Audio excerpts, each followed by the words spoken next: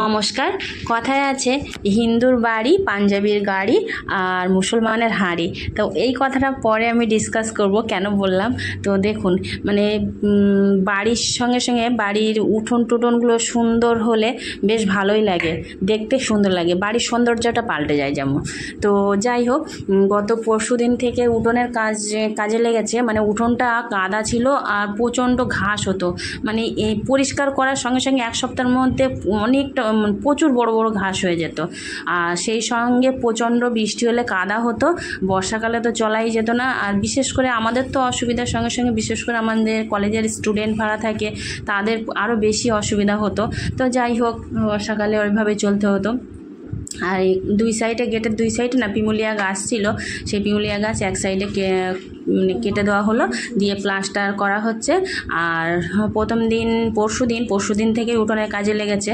তো প্রথম দিন সব মাটি লেবেল টেবেল করে প্লাস্টিক পেতে ঢালাই করছে। আর একটা আম গাছ ছিল মন্দিরের পাশে, সেটা একটু ইট দিয়ে ঘিরে সার্কেল করে নিয়ে আম গাছটা রাখার জন্য ওইভাবে করলো।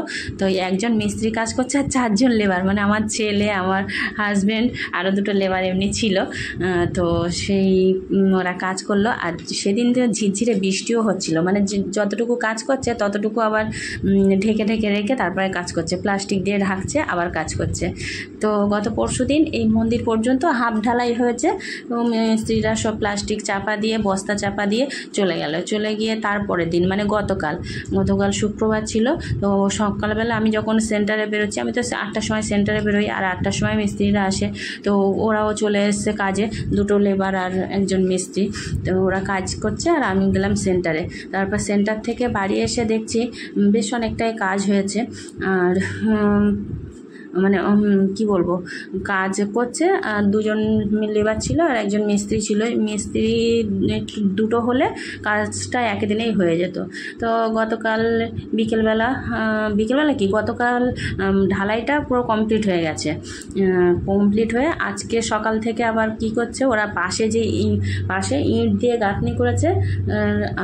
মন্দিরের পাশে একটা ট্যাপ ছিল,